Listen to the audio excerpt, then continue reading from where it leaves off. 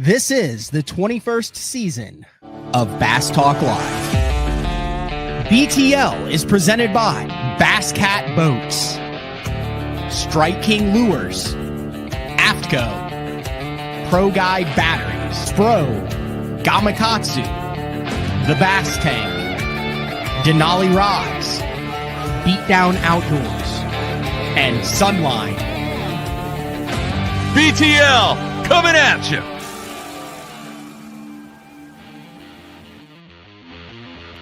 Good morning and welcome to another exciting edition of BTL Bass Talk Live, where we are going to talk about bass fishing. Had a busy day back in the studio yesterday. Some really cool shows. Had Jacob Wheeler on in the first segment just to kind of talk about another dominating year that he had in the Angler of the Year. Like, you think you can't get better when it comes to like accomplishments, like tournament wins, so to speak. And he continues to get better. And then once you can't get any better, he just starts beating people worse than he beat them the previous year. So be very interesting to see what happens with him in the next 10, 15, 20, 30, 40 years. It'll be interesting to see what happens to this next group of anglers, quite honestly, because, it wasn't 10 years ago.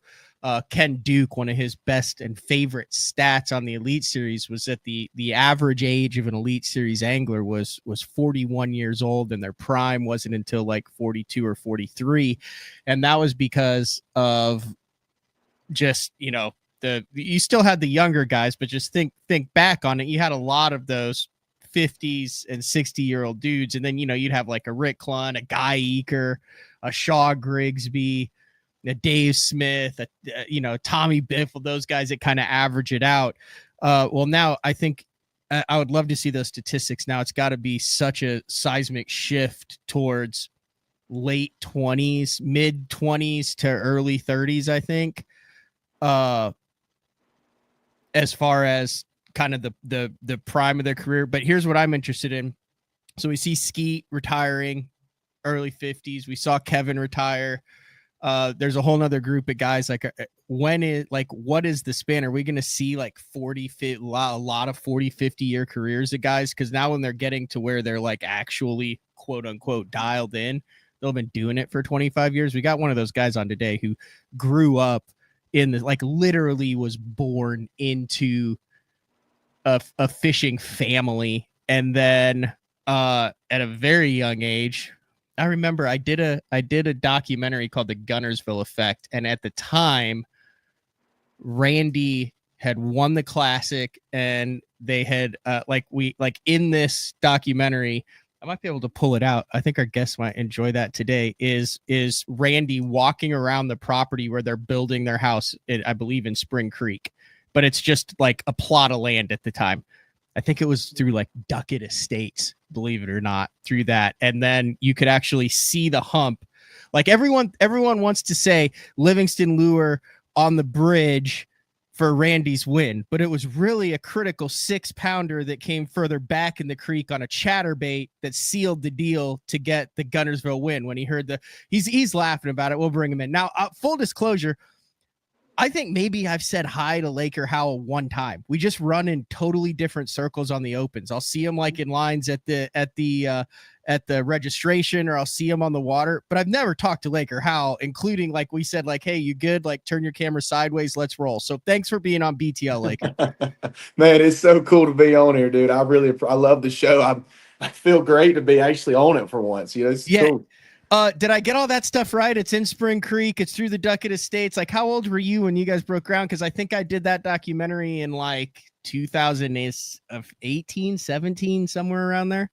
Yeah, so we moved it would have been around 2015, I would imagine. Okay. Because Dad won in 14, and then the rest of the year, because they had always, dreamed of retiring in Gunnersville. But when he won that, he obviously had a lot of extra funds. So he decided we're going to move to Gunnersville so that me and my brother could grow up on the lake and kind of live that dream out. So it was back then around, I think it was in probably, so we moved to Gunnersville in like the winter of 14 and lived for a year in Blue Heron RV Resort. That was when you were shooting it. You guys, it was like this. It was really nice inside that RV resort, though. Like you guys had like a little house next to the Yeah. RV deal. And then I think you guys were like, that's where when I filmed it, you guys like, I think was there like a loft or something that you guys were in there? Yeah, there was a loft, and like I had a mattress in the laundry room because I was too big to stay anywhere else in there. Mm-hmm. So yeah, that was a cool experience, man. Because in there, and then they had a little private pond, and may or may not have stocked it with a few fish. So that was the most insane. I don't want to call it. It wasn't a trailer park. It was an RV park. It's a very nice RV park. It's right there. What's the famous landing that it's right there by on Gunnersville? Seabold. It's by Seabold. Seabold. But Yep. at the time when I filmed that, Justin Lucas had, I believe, just bought an entire truck and trailer off of Chad Morgan Taylor. So they had their RV and 3F350 dually in there. Leanne and Gerald were living in there. I think they still do.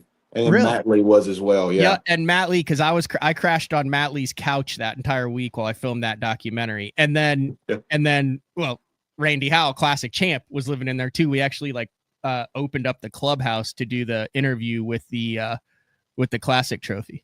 Yeah, man, that was a cool place, and there was so many pros in there, and then the rest of the community was primarily just nice retired people, and we were the only, me and my brother were the only people in there under the age of like 30. So every one of them in there kind of treated us as like their honorary grandkids. I mean, it was a really cool experience in there. We got some fun stories from that place. Well, congratulations. That had to be a pretty wild ride. I talked about it on the show yesterday. It was crazy. So like I said, I hadn't talked to you before, and you just happened to power pull down behind me on the morning of day 2, which after the canceled day, like in all intents and purposes, it was kind of a 40 guy crapshoot. Like, it was. And I had no idea how it was going to shake out with the wind. And you had guys that had mixed bags that you knew were up there, and guys that were all largemouth, and guys that were all smallmouth, and locals, and guys who had never been there, and guys who caught them last year. And it was like, okay, well, one of these 40 guys is going to figure something out.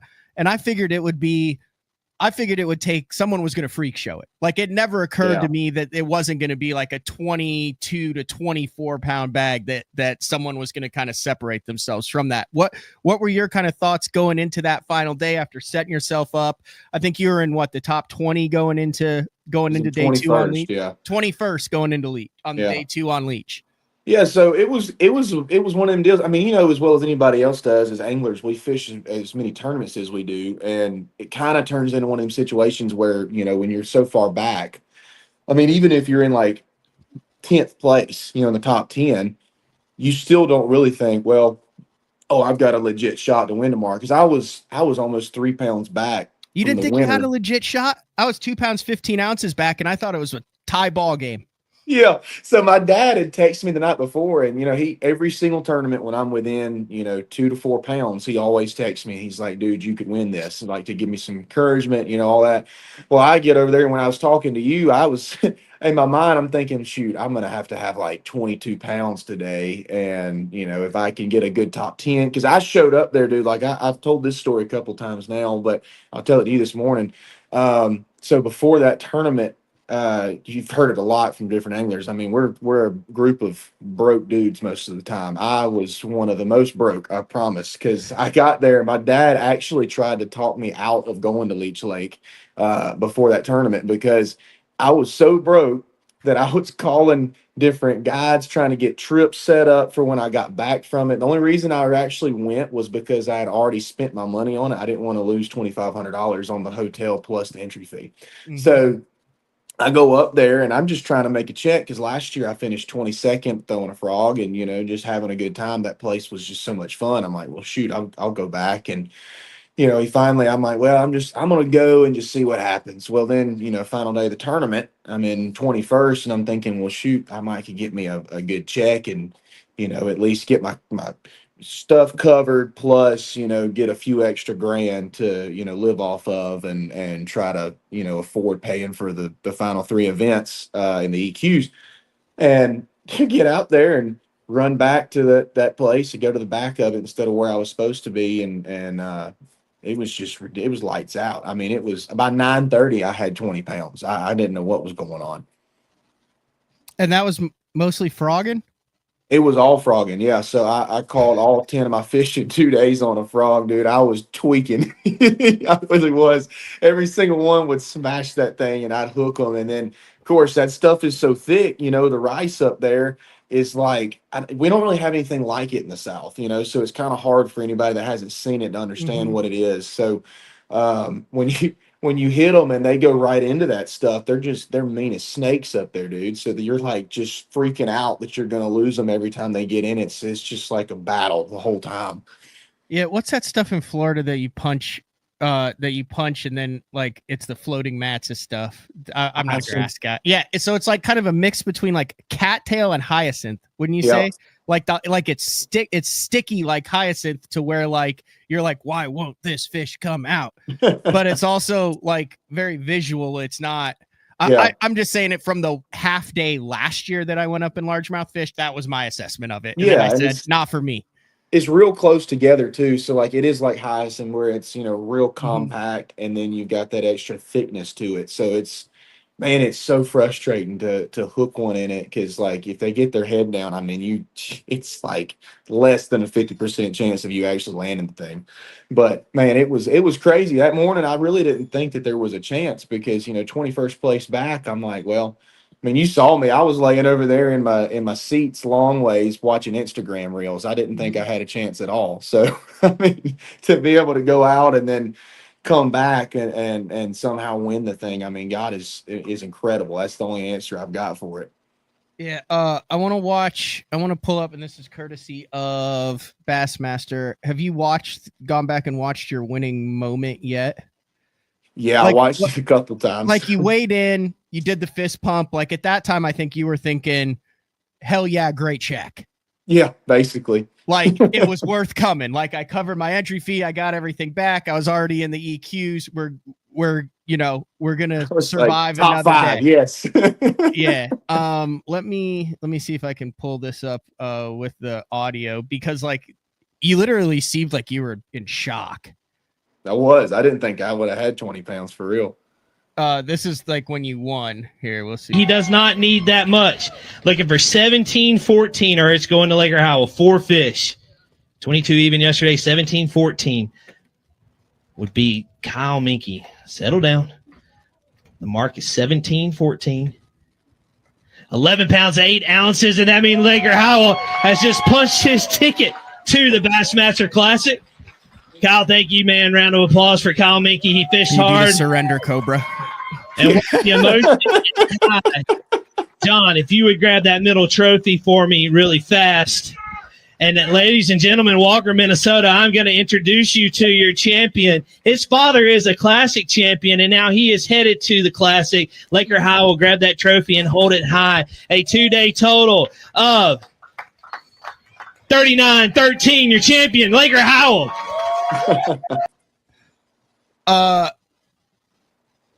There's not that many opens. Well, in Division 2 there was this year, but like it's a weird. I would imagine that was weird out there during the day, like not being in the top 10, not having a camera boat, not weighing in the top 10 or knowing what anybody else had to have.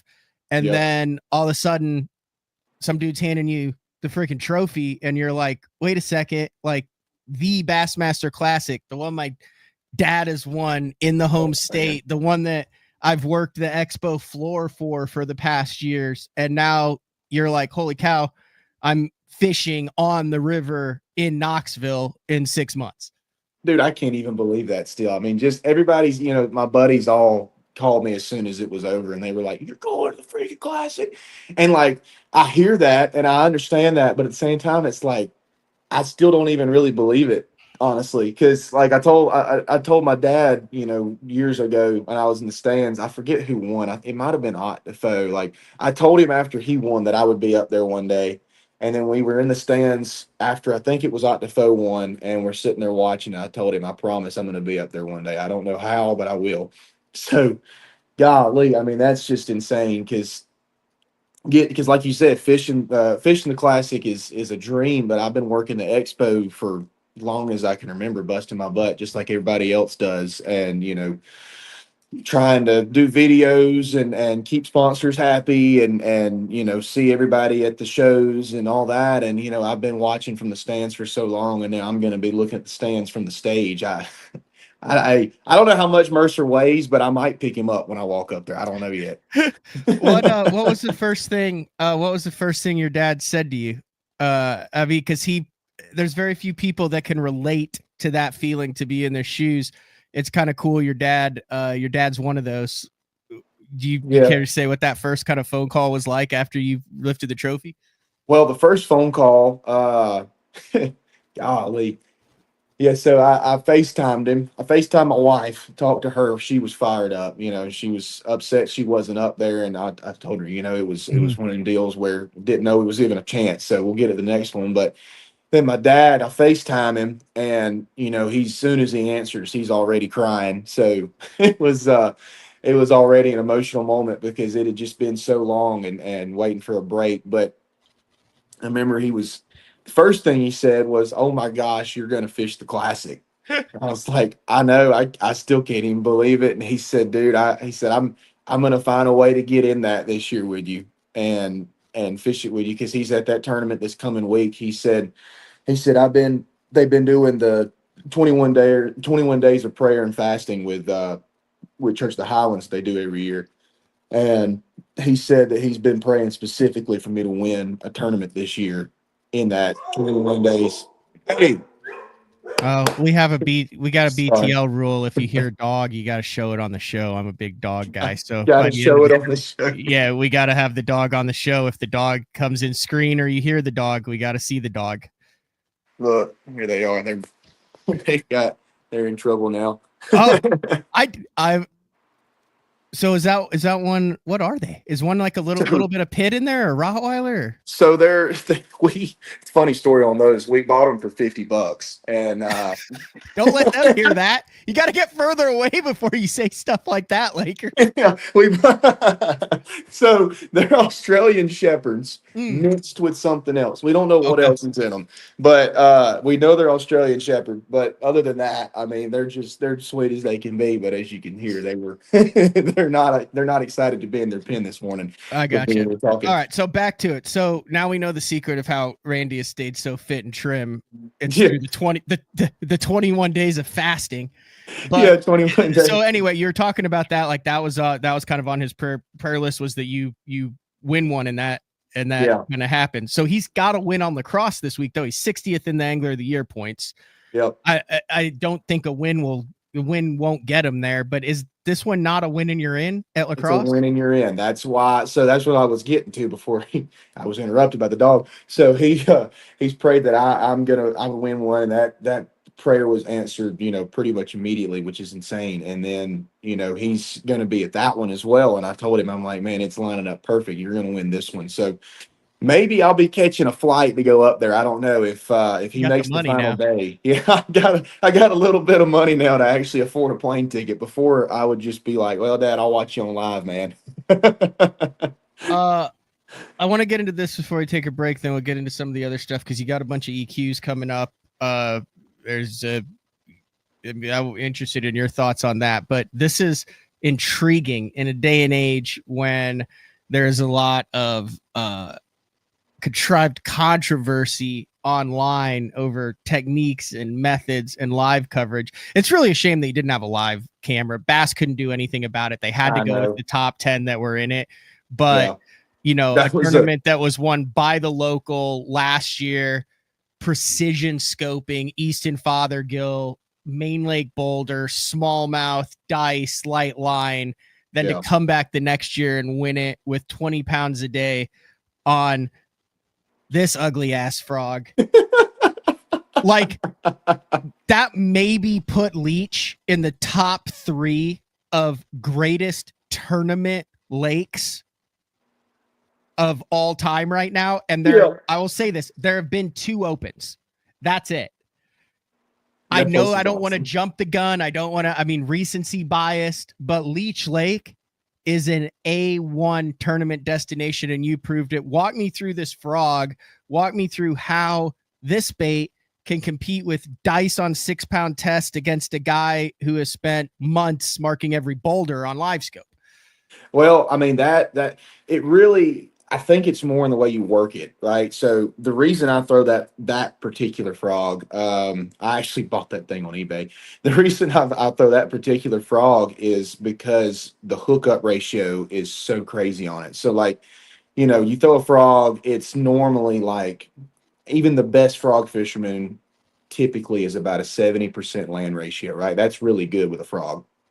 So when living on Gunnersville for so long, I've been trying to figure out how to make that ratio go up, right? So me and my fishing partner, we spent 2 straight summers just literally playing with hooks, frogs, whatever we could do, rod setups, line, reels. That's why I've got that crazy reel handle on there, because my hands are big, and that just adds to it. So everything in that picture kind of right there is a lot of it's been a lot of work that's gone into figuring out what the best frog setup can be. And golly, it's so cool to actually see it come to fruition of all that hard work and all those hot days. I mean, we'd spend 15-hour days in the summer just breaking down nothing but one creek on Gunnersville until we found them, and then on top of that, figuring out what the best color was, how to glue certain things on the frog to make it a little more buoyant, what would make it walk a little bit different. I mean, it's What are just those like things? the What are just those like things, the Laker?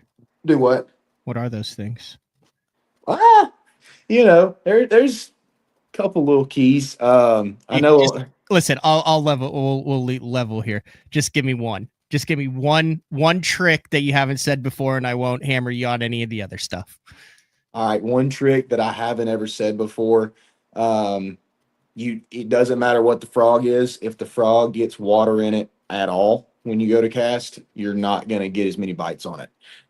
So I glue the frog hole. Like, I had a tube of glue, and I keep it pretty close in there. So I glue the little frog hole every single time that water starts getting in it, you got to get fast dry and stuff. But that really is, I mean, that sounds like a simple little thing that I'm just giving you to get out of answering the rest of them, but that one really is a big one, because I've got a box of them, and I went through, every one of them, and I tied them all on in practice until I found one that I liked that was the most buoyant, and then I glued it to make sure it stayed that way. So the buoyancy of it, if it's sitting down, like, with like a spook type bait or any of the topwater bait, the bait sits down like this, right?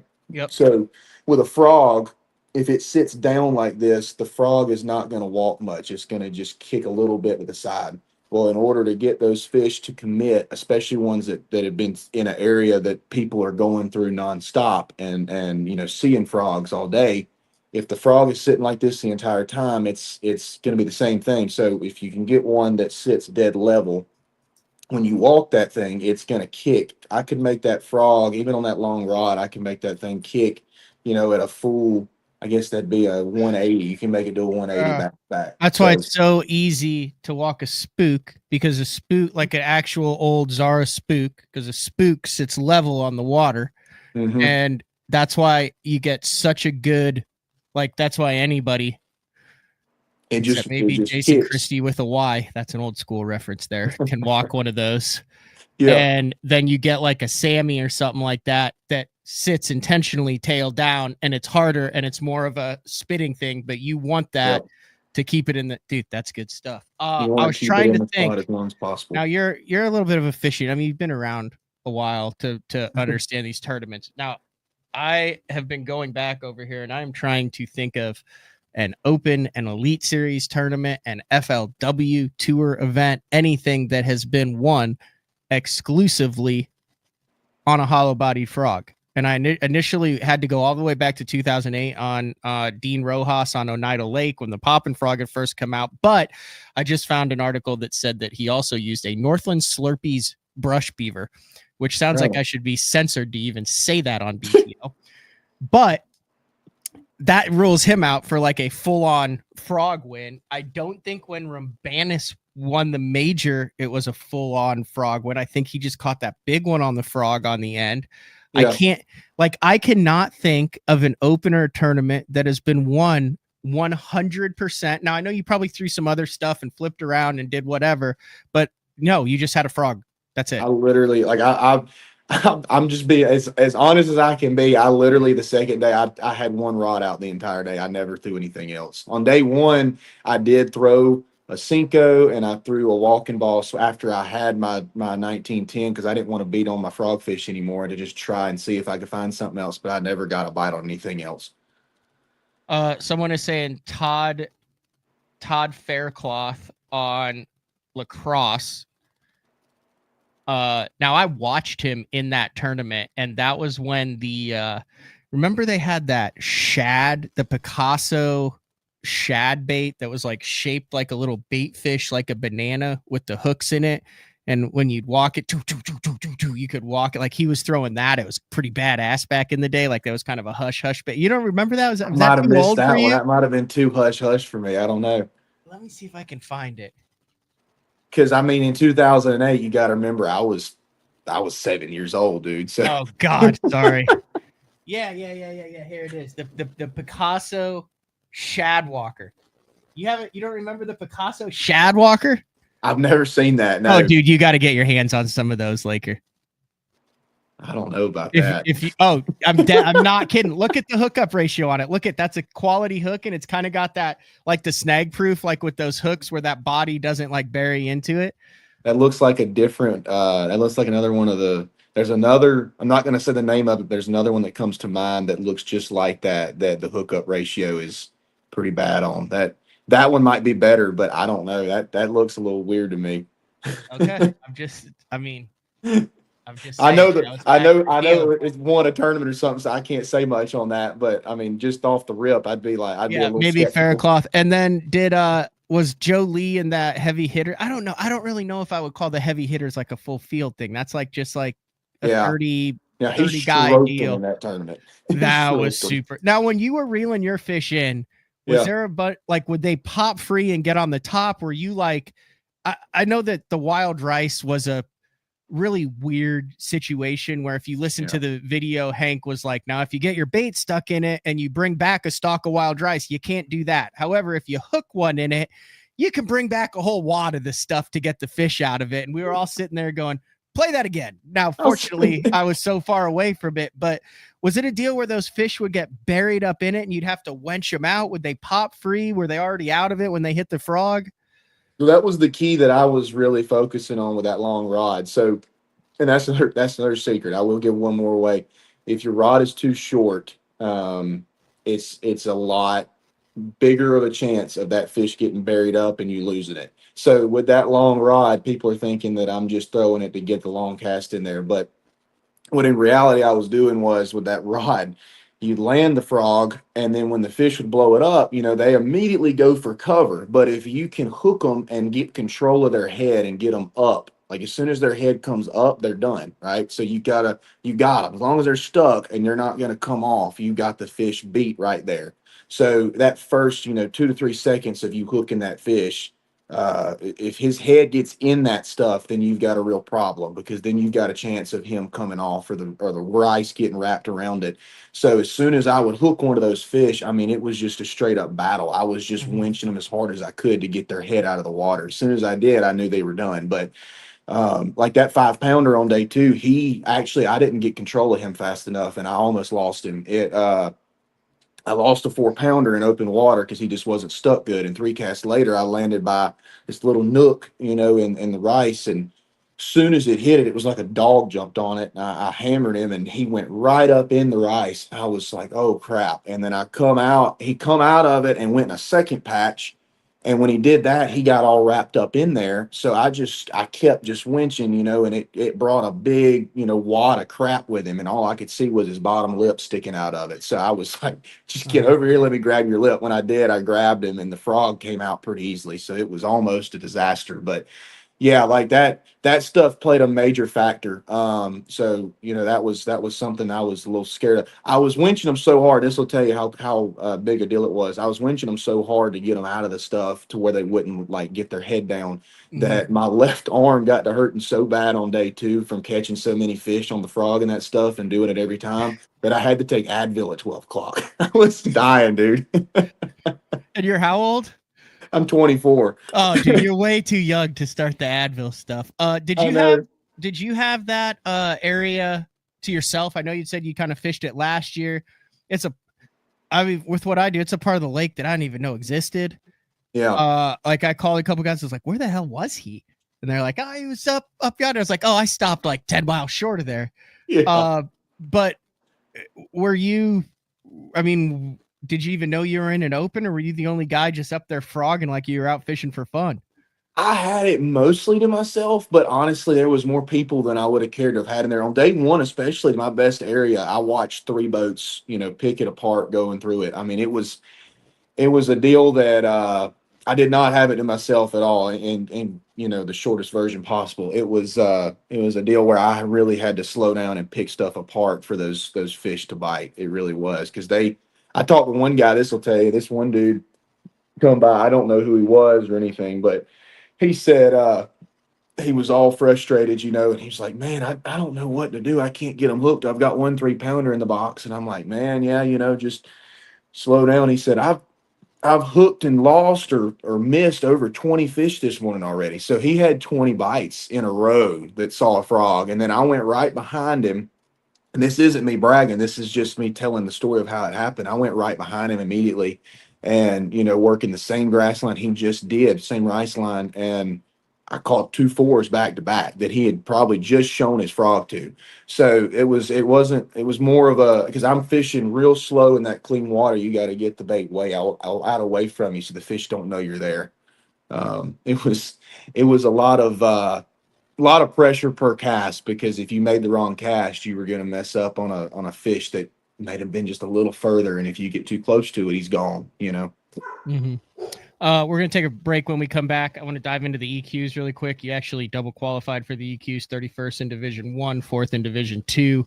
For that $3,500 entry fee, committed to all 3, kicking off with 100. Top 10 go to the Bassmaster Elite Series, and that starts, in just a couple weeks here on Lake Champlain. So I want to get your thoughts on that and the rest of the season. We are chatting with the latest Bassmaster Open champion, and one of the first guys to get it done exclusively on a hollow-bodied frog. That's pretty cool. That's cool. Laker Howell will be back right after this. The new Puma STS has been redesigned from the ground up. With the angler, design, function, and performance in mind, nothing on this new offering was compromised, and the only thing carried over from the previous version is the name. Based on the Soft Touch series hull that started with the flagship Jaguar, this new model is nimble and performs incredibly well at all speeds with either a 250 or 300 horsepower engine. Featuring a new 96-inch wide-body footprint, this hull measures out at 20 foot 7 inches in length. Industry-leading design coupled with tournament-winning performance. The Puma STS from Basscat. Feel the rush.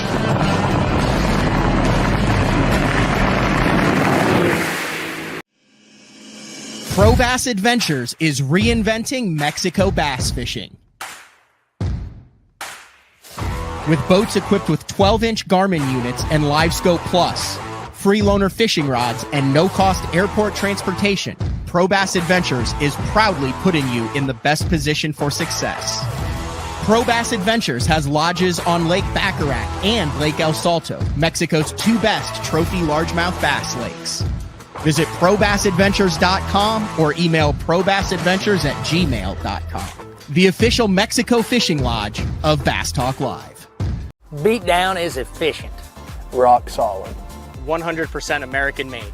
This thing is super tough. I mean, this thing is not going anywhere. I've ran the Beatdown double stack from Florida all the way up to New York. And the one thing that I know is when I get to my fishing destination, I never have to worry about issues with my graph mount. Your options are endless with these mounts, but they're steady, they're solid. These are the most reliable mounts on the market, and you can't go wrong with the Beatdown.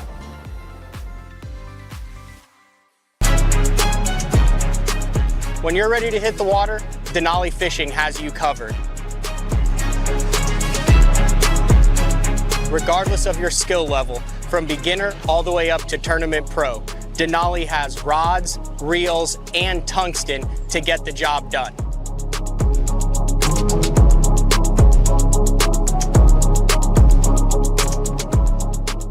Check them out at denalifishing.com. All right, welcome back, BTL, on a Tuesday, August 19th. Chatting with Laker Howell. Do they mail you the check, or do they just like send you on the way with like a $56,000 check and a trophy and a big cardboard check? Like, how does that work out, like, money wise? Because I weighed in at 2 and I was like, I would really like to stick around and get the old $4,800 check, but then I was like, I could be on the road. But Yeah. I just am curious, like at the top there, like, are they like, hey, is it Hank like, hey, here's a $50K check? That's literally what it was. They handed that to me, and I'm like, this is way too much responsibility for me, dude. Really?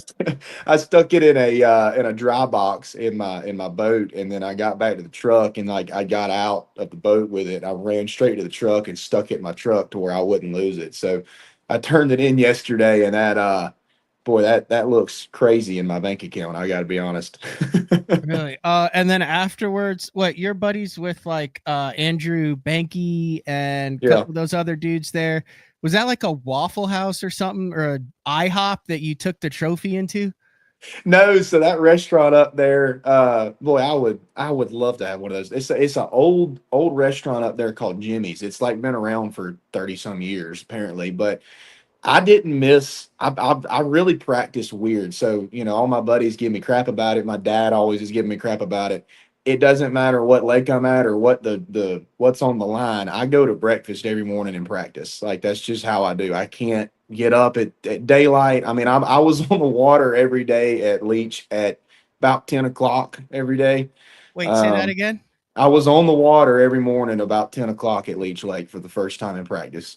I would go to breakfast at Jimmy's, and I'd eat the steak omelet and the pancake and everything, and then I'd mosey my way down to the ramp and go fishing. Is that it right there? Yeah, that's it. Jimmy's. Dude, that place is so good. I'm serious. I would love to have that place down in the South. It was so good.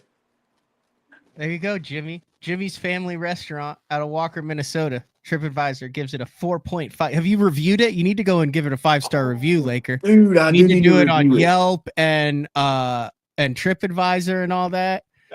Yeah, Tuesday at practice, I'm sitting in there by myself, playing on Instagram at like 9 a.m. and I see Hank and the other tournament officials come walking over from their table, and Hank was like, you are allowed to be on the water today, Laker.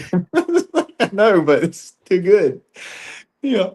Somebody else that was in there every day was Paul Marks. I saw him at a table every morning in there eating too. So, I mean, it was, I wasn't by myself at least. Dude, I would have done a lot of illegal things to have the 2 that he weighed in on day 2. He had like a 6'1" and a 5.5. He had like, I think that was Paul. He had like 2 for almost 12. Yeah, Paul's always on him, dude. He is an incredible angler. Let's talk about the EQs. So you knew you were in the EQs. It was kind of a free roll for you at St. Lawrence. At the St. Lawrence. You finished 4th in this division, 31st in Division 1. What are your thoughts on the EQs and how that's going to go down? It's basically 100 plus whatever Elite Series angler decides they want to get in the way of guys trying to make the Elite Series, plus the 10 who are trying to get back in.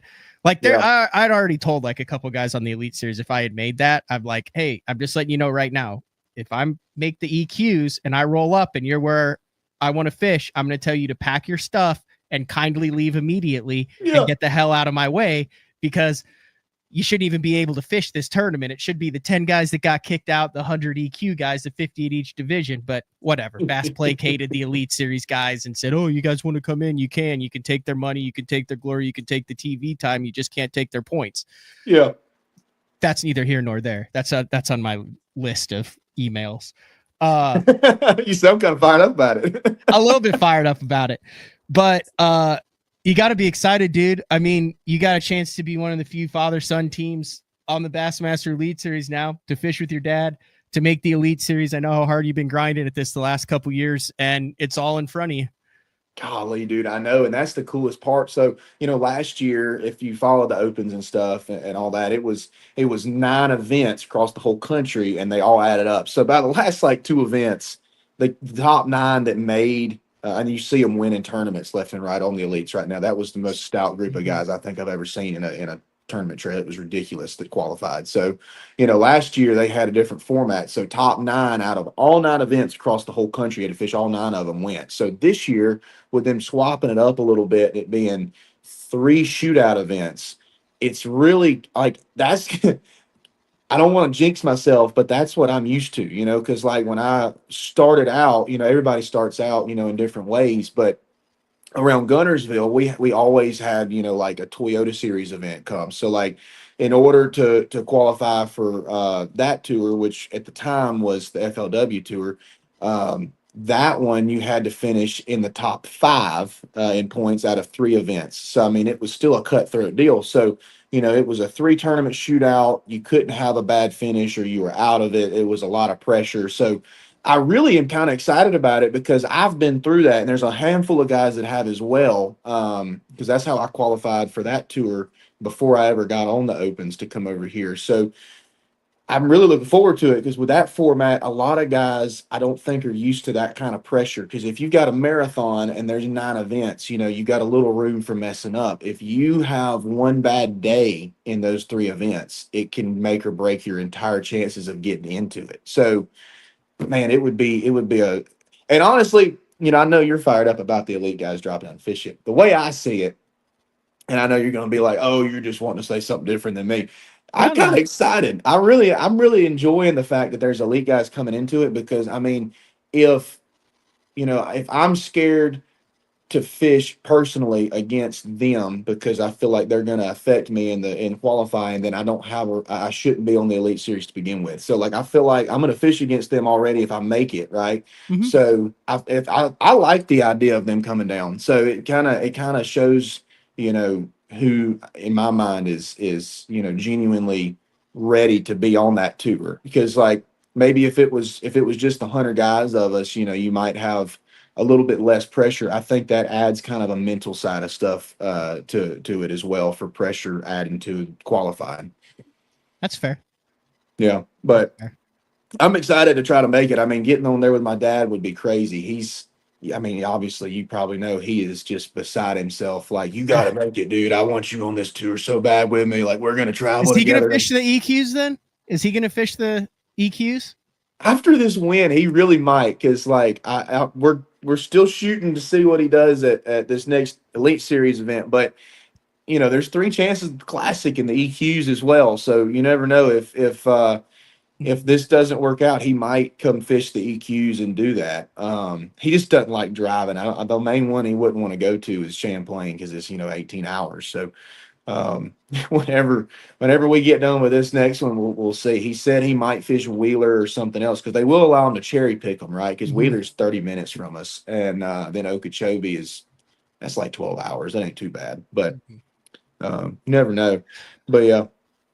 Another question that I had was, I want to pull this up on your website and we'll talk a little bit about guiding, but I mean, you have a really robust sponsor portfolio. And one of the things I've noticed is you have some sponsors that are in common with your dad and things like that. But you also have a number of sponsors that, he has no relation with, that's completely your doing, going out. Talk about how hard it is having a dad who's won the Bassmaster Classic and then making a path for yourself in this sport. Man, it's different. So it's already hard enough to make a path, right? So I think that and any of the other pros kids can probably vouch for me on this. I feel like honestly, if you come into those settings, like if you go to ICAST, right, or the Classic or somewhere where you're going to meet those sponsors and you've already got this air about you because, oh, my dad is in this stuff. Well, right there off the rip, they're going to be like, right, but what have you done? Why do I want to sponsor you? Like, what's the point? It almost sets a precedence for the people when you show up as a pros kid that you're already prejudged, right? So you already have to prove yourself as not being this stuck up kid that just thinks he's entitled to a sponsorship because of their dad's name. Plus, you have to prove I will do the work and promote y'all stuff, because at the end of the day, a sponsor just wants somebody that is going to be a good representation of their company to sell stuff, right? So you're a marketing strategy for these people. So if you come in and, you know, you're not a good marketing strategy for them, then like if your social media isn't good, that's the number one thing they ask as soon as you get there. They're like, boom, what's your social media? They ask, what's your Instagram look like, YouTube, all that kind of stuff.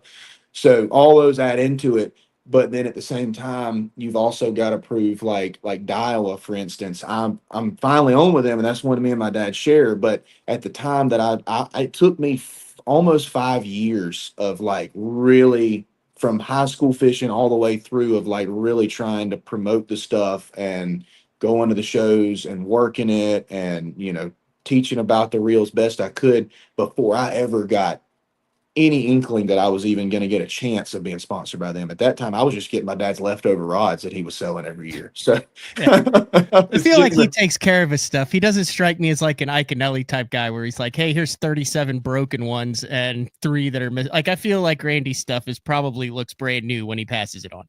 He would give me, yeah, he gave me some that were like that. He would give me those, but then he would also give me the ones with like a couple missing guides because I'm rough on stuff.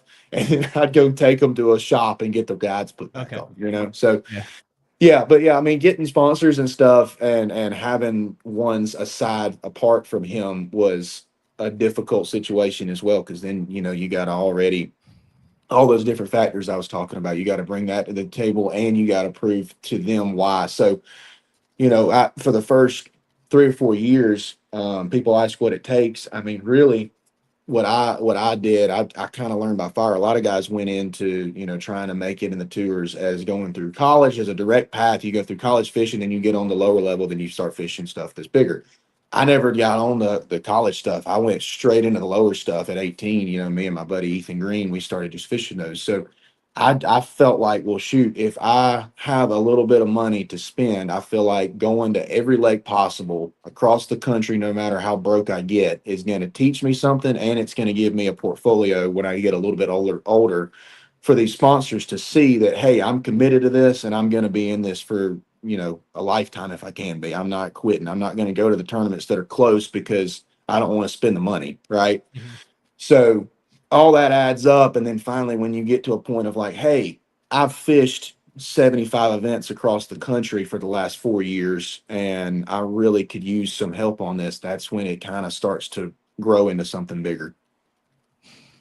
I'm on LakerHowellFishing.com, and one of the cool things I like to do is I have a show that I do about once a month now called Guide Day, where I take a guide, like someone that I know or I have been out with or hung out or friend, and I'm looking at your website, and you mentioned guiding here too, and you know, here's Pro Guide Services, Tennessee River, primarily focused on Gunnersville. I use my personally wrapped tournament boat. I provide all beverages and snacks. My specialty trip is frogging thick mats on Gunnersville.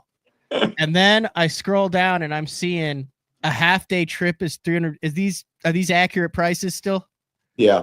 Okay, a half-day trip is $350, a 6-hour trip is $475, and a full-day trip is. So you're telling me that I could get in the boat with you and we could go frog mats on Gunnersville until like 10 or 11 in the afternoon for only $350.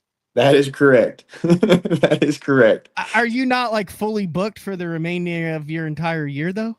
So no, I'm not actually. I'm not right now. I don't promote it a ton. I do it as kind of I've got a lot of reoccurring clients that I've built a client base of that have already, you know, booked some trips with me. So I've got probably 10 trips in the next 2 months. But I really don't push it hard because I'm so busy with traveling and stuff. I don't want to ever cut myself short. Yeah. So is that 700 for 1 or 2 guys? So like if you've got a dude and his buddy who want to come frog Gunnersville for 2 days, because I feel like 3 guys in a boat frogging is very doable.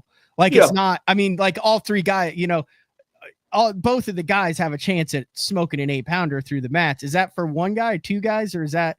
So I actually will run up to, my boat is rated for 5 people, and I got my 100-ton captain's license, so I can take on a vessel that's rated for it, I can take up to 99 no way I would people. go on a 4-man frogging trip though. It's You would me be and a buddy. surprised. It's Really? not too bad. Yeah, you get up in the mats, right? So if I get it in the middle of a mat and we're circling the boat, right? If it's just loaded with fish, like it has been many times, you got one guy on the left side in the back, one guy on the right side. They're standing, set apart, and you're bombing out there as far as you can. And then in the front, you got two guys up there. And I don't ever fish unless they tell me to, right? Oh, So if I book this with you, you're frogging with me.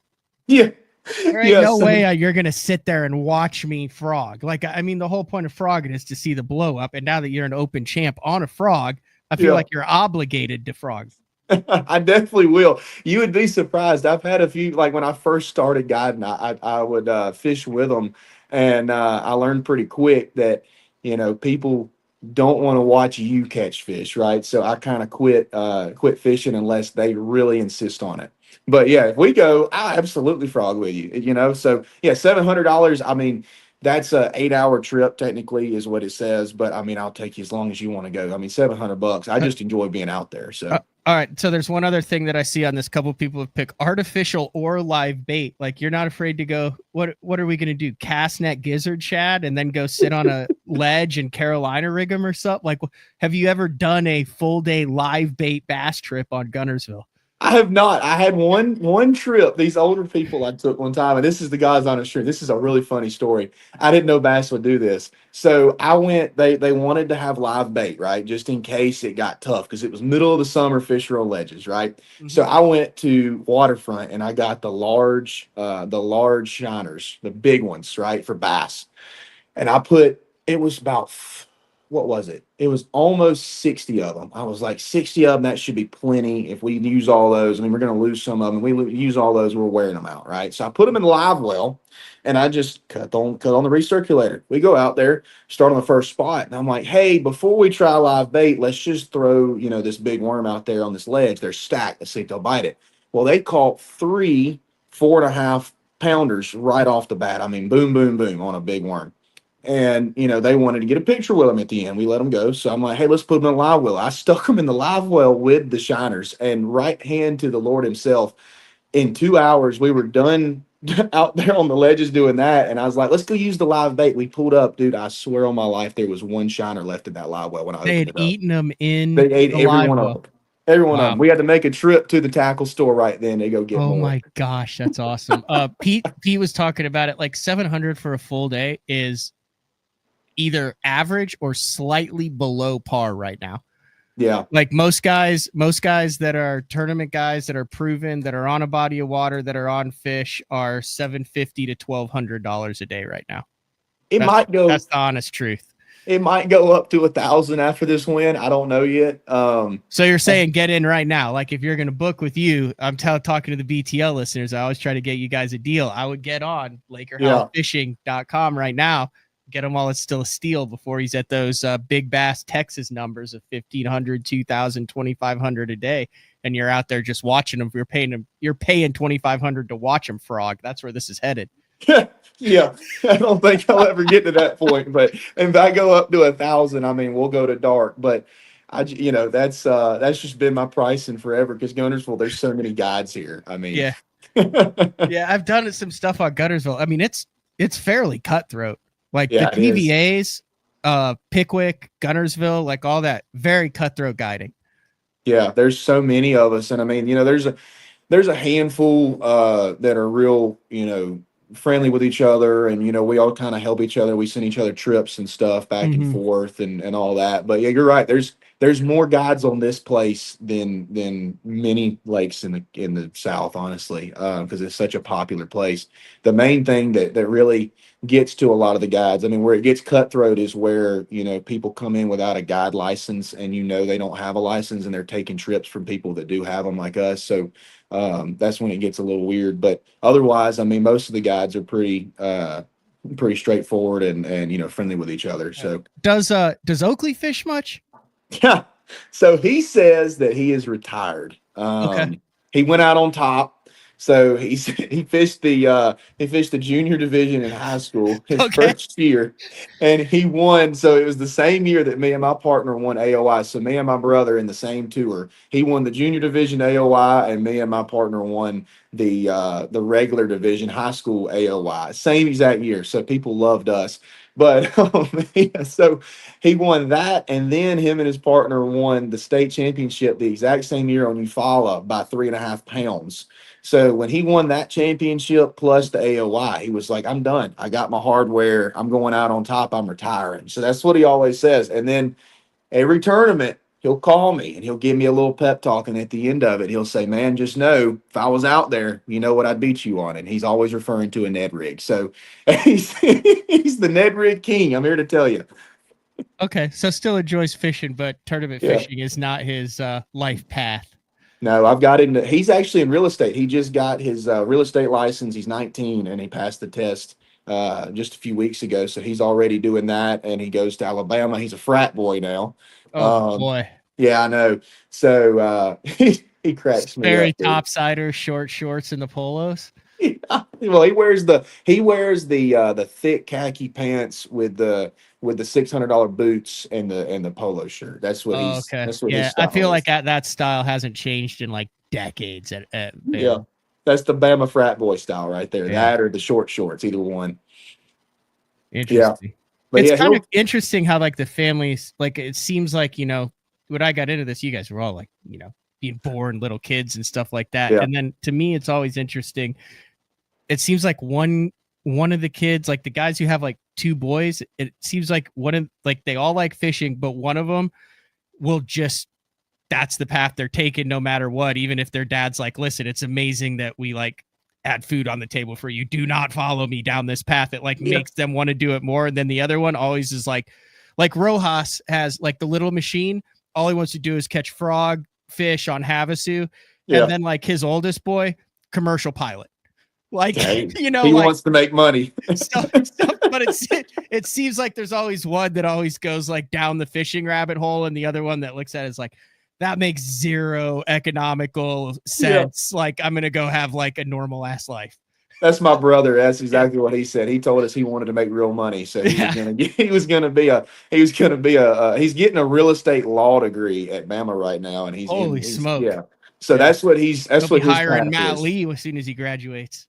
I told him he's going to be my main sponsor when he graduates, and he said he would put total tax break for him. Yeah, he said he would put his face on the side of my boat. So, yeah. Hey, I've seen lesser anglers do worse things for a little money. Anything else you want to get in here before I let you go, Laker?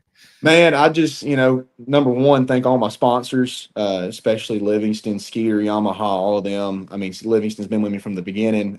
They gave me my first break, so I got to really thank them. Skeeter's a newer one. I've only been in that Skeeter for 6 months, dude, and I've already won a tournament. So, I mean, that's incredible. So, you got contingency money? You get Skeeter contingency money for that? Skeeter contingency money, yeah. Nice.